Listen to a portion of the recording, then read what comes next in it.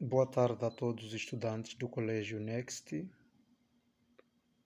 A minha saudação especial vai para a professora Lúcia, que me convidou para falar convosco ou para vocês sobre a importância do estudo das literaturas dos países africanos de língua portuguesa. E saúdo também todo o corpo diretivo do colégio. Mas como não posso apenas começar a falar do tema que me propuseram sem apresentar-me, gostaria, antes de mais nada, dizer que o meu nome é Timóteo Papel, sou docente, sou poeta, sou escritor, também sou pesquisador para a área de educação, políticas públicas. Neste momento tenho 2 obras publicadas, todas de poesia, Não Sei Ser Triste, que foi editada e publicada em 2021, e Deixa-me Escrever-te, que foi editada e publicada em 2023. A primeira teve a sua edição no Brasil, porém publicada em Moçambique. A segunda foi mesmo editada e publicada em Moçambique. Se tudo correr bem, no próximo ano vamos publicar o terceiro livro, que vai ser o primeiro no gênero de romance, prosa, cujo título é O Prêmio do Infortúnio. Este provavelmente tenha a sorte de sair numa edição brasileira e numa moçambicana. Estamos a trabalhar neste sentido. Então, este sou basicamente eu, que divido o tempo entre a docência, a pesquisa e a poesia e prosa. Sinto-me bastante lisonjeado por poder falar-vos sobre este tema tão importante, mas também ao mesmo tempo desafiado, porque considero-me como escritor bastante pequeno para abordar temas do gênero. Entretanto, não se pode recusar ou não se pode negar a honra de fazer coisas do gênero para estudantes, sobretudo aqueles estudantes que nos leem e que percorrem os nossos caminhos literários, mesmo estando tão distantes, como estudantes deste colégio Next têm feito ao longo dos anos. Soube, através da professora Lúcia, que lê-se muito no Brasil, sobretudo na preparação para os exames, aqui chamamos de exame de admissão, para vocês penso que é o Enem, que lê muito Mia Couto, Paulo Nasciziani e Luís Bernardo Nuan, o autor de Nós Matamos o Cão Tinhoso. Também lê dos angolanos Pepe Tela, Mayombe e outros escritores.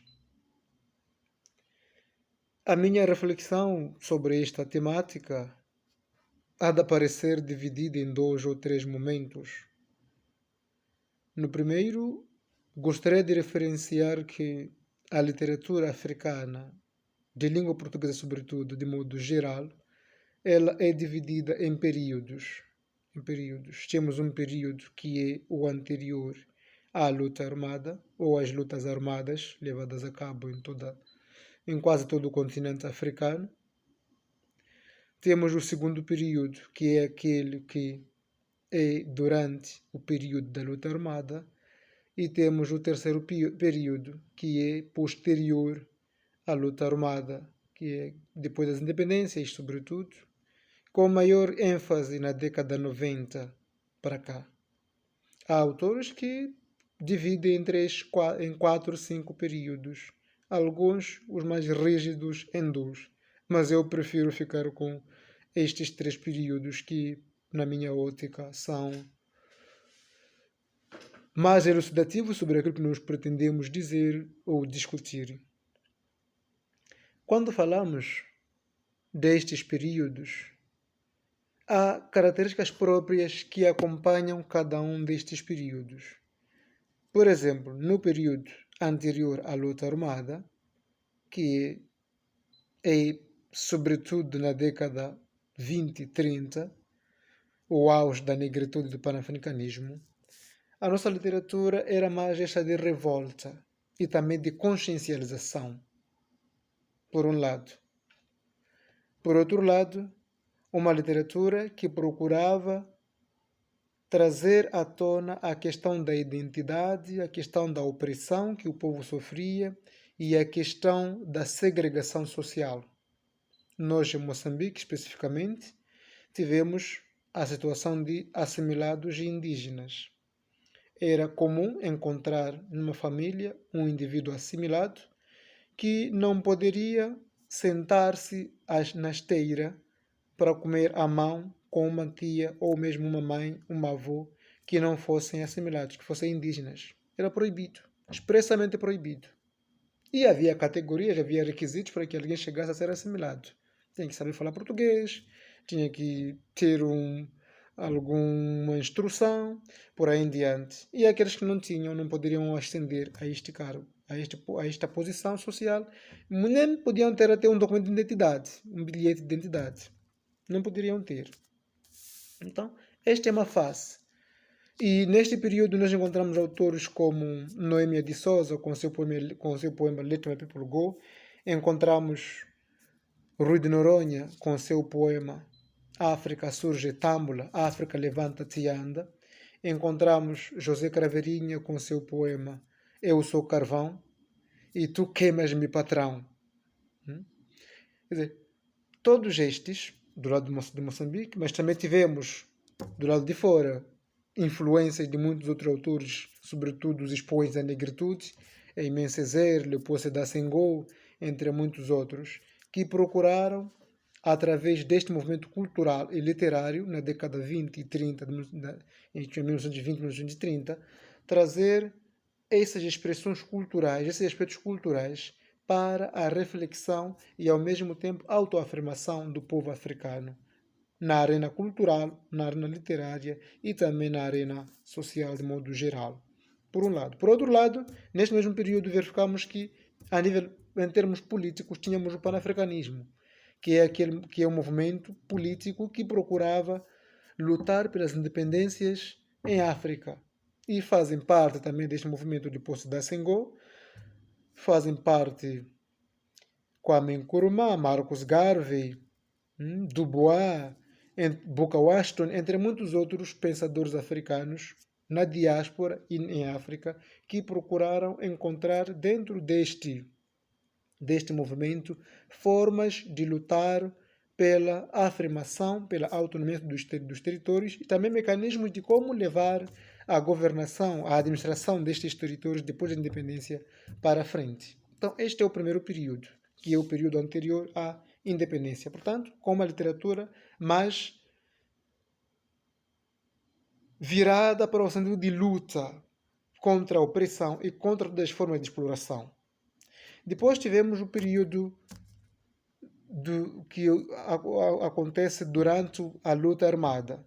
Em Moçambique, a luta começa em 64, o movimento de libertação formou-se em 1962, fomos até 74, depois dali tivemos a independência, em 75, e durante este período também tivemos pensadores que foram escrevendo, foram expressando o seu pensamento, a sua ideologia, para poder, digamos, dar mais cunho àquilo que se pretendia dizer, ao mesmo tempo expressar o seu pensamento, a sua posição sobre a luta.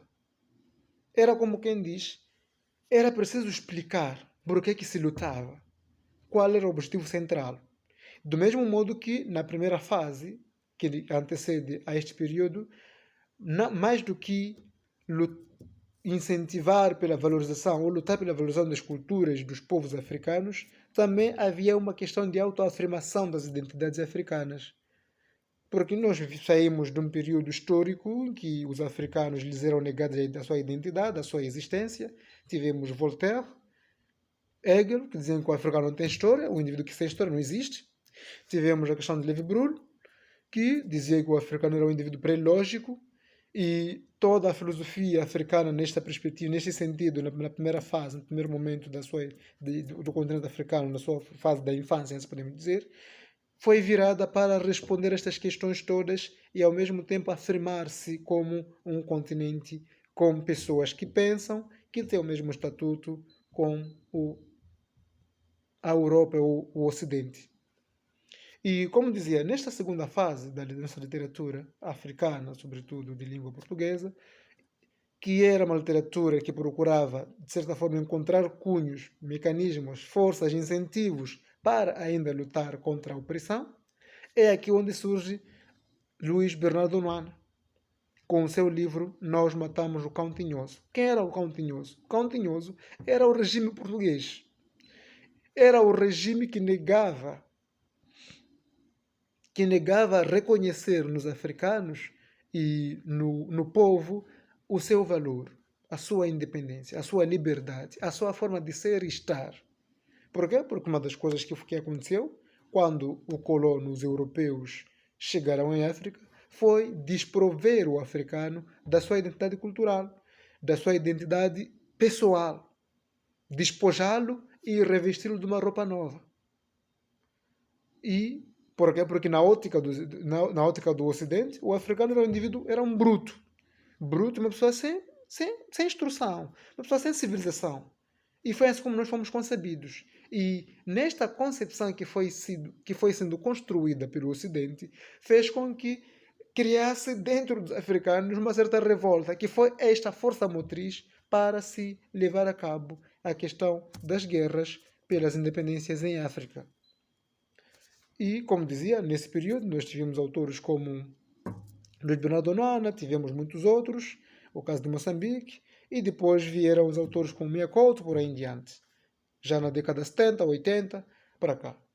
E temos a terceira fase, que é a fase que começa da década 90, que é a fase da literatura emergente, uma literatura feita sobretudo por jovens que procuram não só a afirmação sociocultural das suas identidades, mas também a reivindicação de novos sistemas que foram instalados dentro do continente.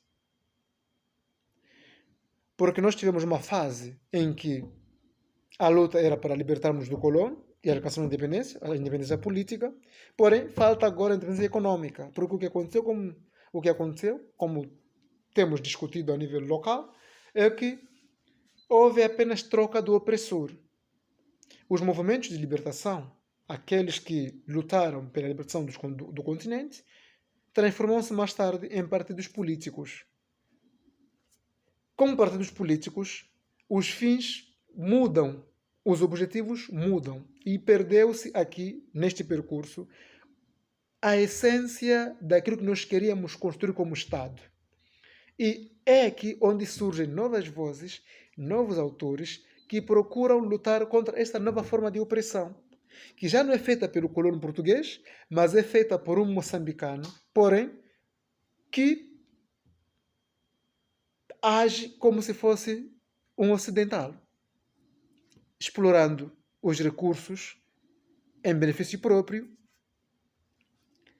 não criando postos de emprego, não lutando, não garantindo a observação dos direitos humanos, por aí em diante. E aqui encontramos autores como Sérgio Raimundo, encontramos autores como Álvaro Taruma, autores como eu, que também me insiro nesta perspectiva, daqueles que são os pensadores críticos do regime atual, daqueles que nos governam. Também Mia Couto de vez em quando escreve nesta perspectiva. Temos a Xiziane, que é bastante crítica sobre a questão cultural, porque tivemos valores que ao longo do tempo, com a ocidentalização das nossas mentes, das nossas culturas, foram sendo deixados de lado, e Xiziane chama-nos, sobretudo, para a observância, ou pelo menos a tomada de consciência desses valores. É o caso da poligamia, que ela discute muito no Nietzsche. Não que ela defenda a poligamia, mas que é um valor que é preciso que não se perca de vista. E eu, no romance que vai ser próximo ano, eu discuto sobretudo a questão dos ritos. A questão dos ritos. Há ritos quando a criança nasce, ou é nascida. Há ritos quando esta criança atinge a puberidade. Há ritos de casamento. Há ritos de morte. E há tantos ritos que atualmente já não se praticam, já ninguém observa. Então há uma necessidade de, aos poucos, irmos trazendo esses aspectos todos culturais, tradicionais, para a nova geração. Porque o que acontece, ou o que sucede, é que daqui a alguns anos poderemos não ser capazes de lembrarmos de quem somos nem de quem fomos no passado. Então, os escritores, na atualidade, têm, por um lado, o desafio de lutar contra todas as formas de opressão que se vão impondo, porque, como dizia, com a transformação dos movimentos libertários em partidos políticos, perderam-se os objetivos essenciais da construção do Estado, porque um grupo abocanhou tudo, primeiro abocanhou o poder político e depois com este o poder econômico, e por via desses dois poderes abocanhou o poder legislativo e o judiciário. E por consequência, encontramos amaras de funcionamento do Estado. Então, os novos autores procuram, por um lado, reivindicar este aspecto. E, nesta reivindicação, também tem a obrigação ou tem o dever de ir trazendo, ir rebuscando aquilo que eram nossos valores, aquilo que eram nossas formas, nossos modos de viventes, nossas formas de ser e estar no passado, não para sobrepor aos valores modernos, mas, e acima de tudo, para manter este equilíbrio entre o moderno e o tradicional. Porque é um conflito muito grande, e eu tenho notado bastante isto. Temos, vezes sem conta, jovens que julgam que os valores culturais, os valores tradicionais já não contam. Já não contam. E isto coloca em causa não só a nossa identidade como um povo, mas também a nossa forma de ser, estar e de perceber certas coisas que são, assim podemos dizer, a valores da modernidade. E uma das coisas que eu tenho questionado muitas vezes é: qual é a modernidade de África? Qual é a Idade Média de África? A África não teve esses períodos históricos todos, como a Europa teve. Nós saímos de uma fase e passamos como se num jato para uma outra fase. Portanto, há etapas que nós saltamos, de tal modo que certos valores modernos não se encaixam muito com os nossos valores tradicionais. Devemos ignorá-los? Obviamente que não, mas sim devemos sempre buscar a conciliação. Então, os autores hoje têm esses dois desafios. Por um lado, lutar contra a não observação dos direitos humanos, a não observação daquilo que são os valores supremos da nação, do Estado, mas também a consciencialização sobre os nossos valores, a nossa forma de ser e estar como um povo, como uma nação e como um grupo social que procura aos poucos construir e expressar o seu pensamento. Nesta mesma perspectiva, temos feito o esforço a nível do continente e a nível também, sobretudo dos países de expressão de língua portuguesa, o esforço de fazer essa transição de uma tradição oral para uma tradição escrita. Porque a África, como sabemos muitas vezes, é considerada um continente cujo pensamento está baseado apenas na oralidade. E quando nós lemos muitos autores africanos, moçambicanos, sobretudo angolanos, percebemos isto. Há muitas marcas da oralidade. É o que vos falo. Tenho muito disso nos meus textos. Sobretudo no livro de poesia, o segundo livro, tem marcas de oralidade indispensáveis. Assim como no romance. Porque faz parte um pouco da nossa identidade. E precisamos ir colocando essas marcas orais na escrita para que as gerações vindouras saibam que houve um caminho que foi feito em termos literários, houve um percurso que foi feito e há necessidade de dar continuidade a este percurso.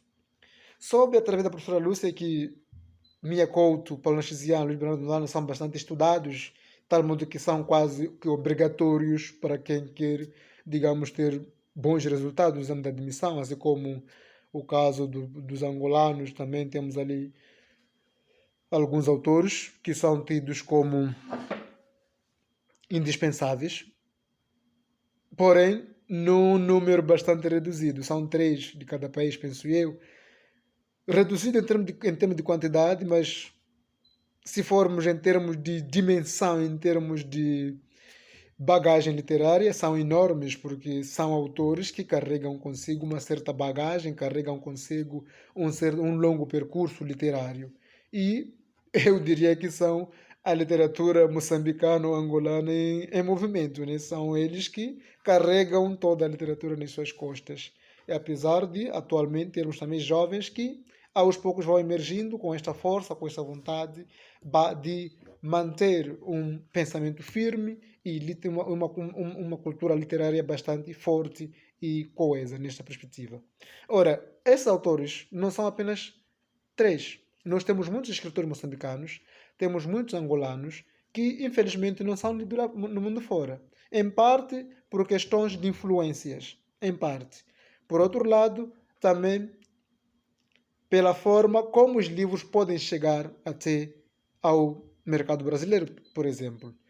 Só para dar uma ideia, nós temos em Moçambique, para além de Luís Bernardo Noana, Palnachiziane, Mia Couto, temos dois autores que deveriam ser uma referência obrigatória, não só em Moçambique, mas também no mundo. É o caso de Ngulane Bagacossa, cujo livro com o título Walalap é figura dos 100 melhores livros do século XX a nível mundial. Temos Marcelo Panguana, que ganhou recentemente o Prêmio Carreira,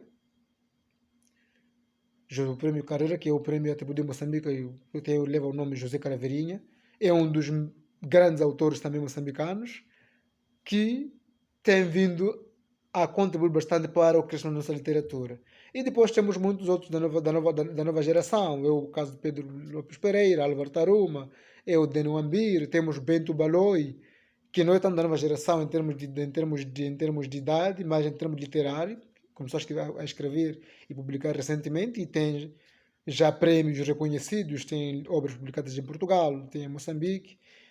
Temos Sérgio Raimundo, do qual fiz referência, Sara Laís, Nelly Pang, e muitos outros que vão construindo estas Melutingas, já ia me esquecendo dele, Melutinga e muitos outros, David Beni, que vão construindo aos poucos este percurso literário bastante sólido, bastante forte para a compreensão daquilo que são nossas culturas, aquilo que é o nosso pensamento. E do lado de Angola nós temos Luandino Vieira, José Luandino Vieira, temos Lupito Feijó, temos Ondiac, que é um jovem que também que vem com bastante força. Temos o José Eduardo Agualusa, que é muito amigo de Mia Couto. Eu não sei como é que ele não é muito lido por aí. Para dizer que há uma vastidão de escritores, de autores que deveriam ser conhecidos e garanto-vos que vocês teriam adorado ou teriam ficado bastante admirados de como é que eles escrevem, de como é que eles expressam o seu pensamento, a sua forma de ver o mundo. Então, é esta ponte que a gente de fato precisa criar para que os livros produzidos em Moçambique e Angola cheguem ao mercado brasileiro e os livros que se produzem no Brasil também cheguem ao mercado moçambicano e angolano com bastante facilidade. Tanto eu fico bastante feliz que esteja aqui a falar para estudantes que aos poucos eu sei que vão desenvolver este gosto, vão querer conhecer mais esse autor que fiz referência, que não são os únicos, existem muitos outros. Em Moçambique atualmente escreve-se bastante e tem havido bastante também crescimento em termos de compra ou a capacidade de compra de livros, por aí em diante. Há quem diga que, olha, não está-se a ler muito, mas a minha perspectiva é diferente, estamos a ler, porém, cada um no seu ritmo, porque não podemos ler todos ao mesmo ritmo, estamos a ler. Então é preciso que, de fato, apostemos nessa literatura, apostemos nesses autores, para que, de fato, percebamos melhor ou conheçamos melhor como é que eles pensam. Porque para conhecer como é que alguém pensa, como é que alguém expressa o seu pensamento, precisamos primeiro conhecer como é que ele, o que é que ele escreveu. Se conhecermos o que ele escreveu, conheceremos o seu pensamento, por via disto a sua cultura e a sua forma de ser e estar.